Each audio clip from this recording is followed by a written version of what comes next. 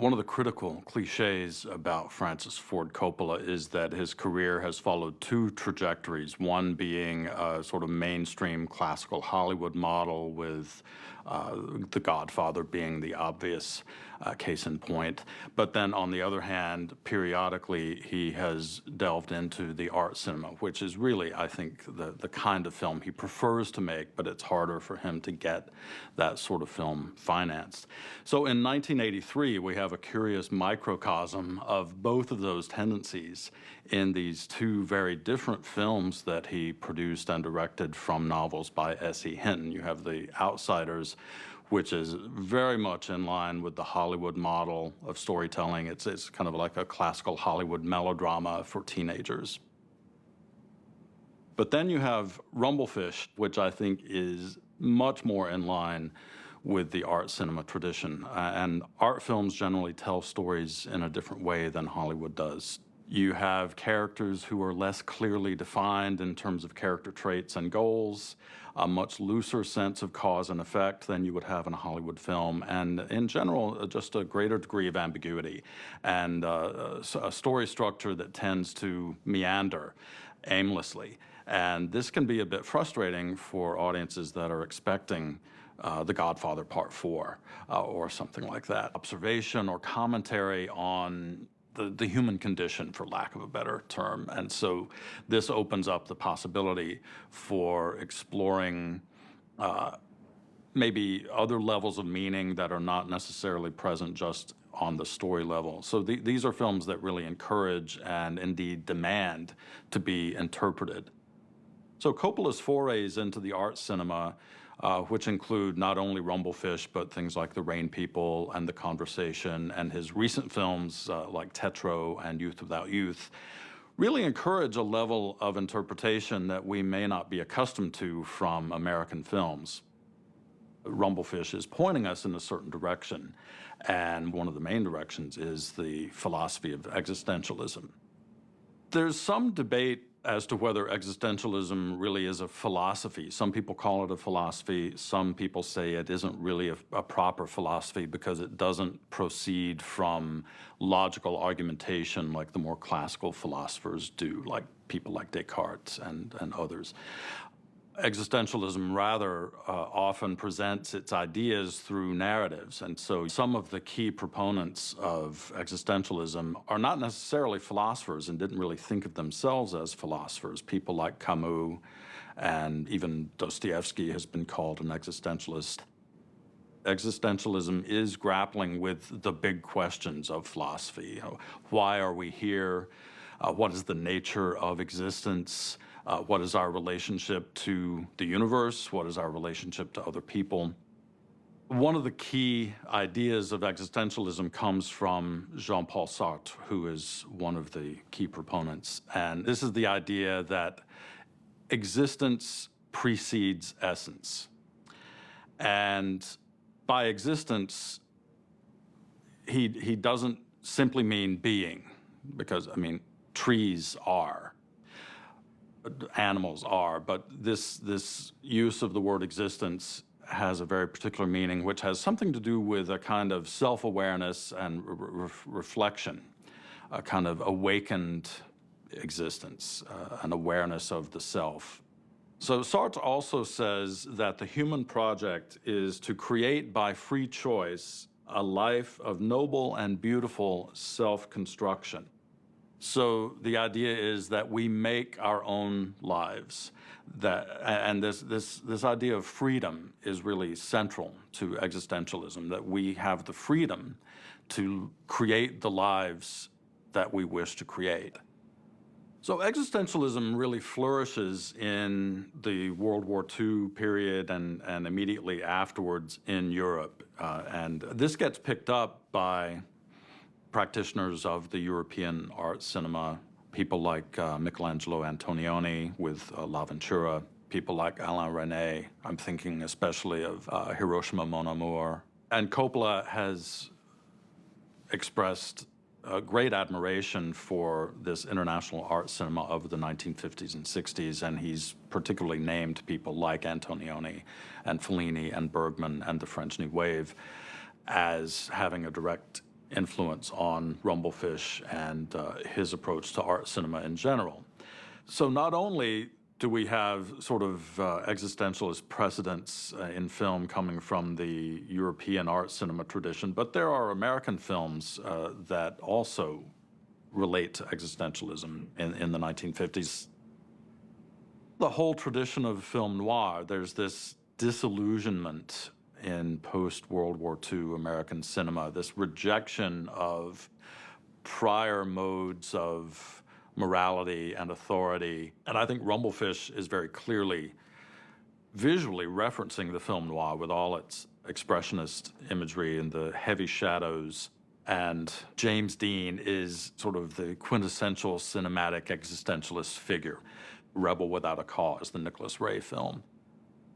Marlon Brando just almost exudes existentialism just by his presence on the screen in some of those films by Kazan.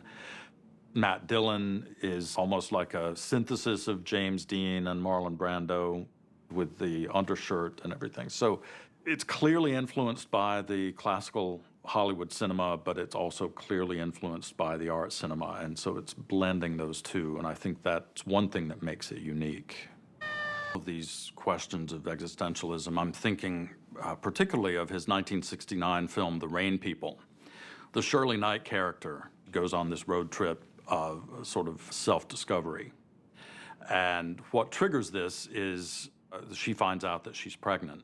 And she's not sure if she's ready for that. Does she really want to settle into that traditional family life and the role of wife and mother that she's kind of inherited from her mother? Or does she want to reject that and go out and find herself? And there's a scene where James Caan is working at this kind of really horrible roadside petting zoo type thing. And he can't stand seeing all the animals caged up, and so he lets them all out. Coppola, when he was reading the book, he's like, oh, wow, this kind of reminds me of that scene in The Rain People. And he asked Susan Hinton where she got the idea for that. And she said, oh, there was some movie I once saw with James Caan letting a lot of animals loose, and that made an impression on me. And so she didn't even know that it was Coppola's film. And he said that, gee, I ended up filming the same scene twice. So that's a kind of curious coincidental connection between the two films, but I do think that The Rain People has that kind of existentialist quality, and it's another example of Coppola's foray into the art cinema. In a way, of course, Rumblefish, with its young characters, this is the point when young people face these very questions in their lives. I mean, we're moving from childhood into adulthood and transforming ourselves and making choices really for ourselves for the first time, maybe breaking away from what our parents want us to do with our lives and sort of striking out rebelliously on some new path. For Rusty James, I think the whole film is a sort of journey leading up to what some people term the existentialist moment, that moment of awakening and realizing one's freedom to make choices and to live one's own life. For much of the film, Rusty James is just leading the life that he thinks he's destined to lead as the motorcycle boy's younger brother. Coppola has said that he wanted Mickey Rourke's character, the motorcycle boy, to look like Camus, this kind of French intellectual look with the coat and the hair. And here's an instance where I don't think there's a definitive interpretation of the film, because in one sense, he's like Nietzsche's God character who is dead. He's like this authority figure who is absent, but has said no more rumble. So he's laid down the law, but he's gone now. And so do they still obey that law? Then when he comes back, he's transformed. He's now this awakened figure, not the same person he was when he left. So it's really hard to pin him down. He's free now to live his life and to do what he wants, but there's really nothing that he's found that he wants to do. So that's the tragedy of the motorcycle boy figure. I don't understand. Why do you hate him so much? Huh? Well, I hate him so much because you kids think he's something he's not. I think it's important that the character who seems to insist that Motorcycle Boy is crazy is the policeman who represents this system of authority, these sort of set rules. And existentialism suggests there are no set rules, there are no stone tablets. We make our own morality. So for representatives of that structured morality or the structured authority, it might be very convenient to suggest that anybody who would challenge that authority is insane. But we're a hint at existentialist principles or existentialist thoughts, and one of the clearest examples is the sort of confrontation in the house or the apartment between the Motorcycle Boy and Rusty James. This is when Rusty James's wound is starting to heal, but it's still pretty pronounced, and he's there, and the Motorcycle Boy just asks him, why? And Rusty James says, why what? Why? And he finally gets around to asking, why are you so fucked up? Are not determined by our history, by our past, unless we allow ourselves to be.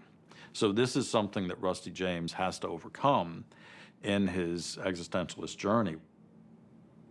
Once we're awakened to our own existence, we realize we have a limited amount of time. This is a disturbing concept. We sort of have to face our own death. And it's fascinating how Coppola uses some of these stylistic aspects of the film to convey the passage of time, the very innovative soundtrack by Stuart Copeland. It's really just a knockout. I love that moment, sort of right about halfway through the film, Tom Waits talking about, one day you wake up and realize you have 35 summers left. Think about it. 35 summers. 35 summers, right? And so tick-tock, tick-tock, the passage of time. This is a constant concern of the film, and it's expressed stylistically through that percussive score, but also through all these gorgeous time-lapse images of this. For me, is sort of Rusty James reflecting on what his life has been and his image of his life and his image of how other people see him. It turns out that's not necessarily how other people see him. And this is one of the things that one has to grapple with in the existentialist journey, that we may perceive events in a different light than somebody else perceives the same events. And so the way we see ourselves is not necessarily the way that other people see us. We shouldn't be concerned, however, with how other people see us. We should only be concerned with defining our own life. And so at this point in the film, Rusty James, one of the important steps occurs when he realizes that his position in the gang is not what he thought it was. There's the scene between Matt Dillon and Nicolas Cage outside Benny's, when we have those beautiful clouds reflected in the window, giving the whole thing this epic mythological kind of quality, which is how Rusty James sees himself. He sees himself filling the shoes of the Motorcycle Boy, and he's the leader of the gang now. But it's in this scene that he realizes nobody from the gang is going to follow him because he's just not a leader. Rusty James's disillusionment really comes at the moment when Smokey, the Nicolas Cage character, refuses to take the pool cue. Rusty James is offering it as a kind of talisman, like he's shot of the exterior of the billiard hall, totally in contrast to this romanticized mythological image that we had in the previous shot. So Rusty James's image of himself as this great leader is suddenly shattered. There's another key moment under the overpass, the arches, in a conversation between Steve and Rusty James and the Motorcycle Boy, that he wants to relive and he's going to reenact the past glory, and now he has his idol telling him that this didn't mean anything. So it's sort of another step along the way towards Rusty James's vision of his life being shattered, and ultimately when the motorcycle boy is killed, that's the final sort of shock that leads to this existentialist moment when Rusty James has to transform and leave and find his own life. He's rejecting this rigid life of rules that's been set out for him by his parents and school and the authorities, so he's going to make his own life, but what's that going to be? Everybody goes through the passages from one stage of life to another. And I think that works of art and stories can help us to realize, okay, other people have had to go through these changes and these crises in their lives, and so we can make these journeys ourselves. A film like Rumblefish, I think, emboldens us to be able to live one's own life as one chooses. It's a dream, and maybe this film encourages us to see that possibility.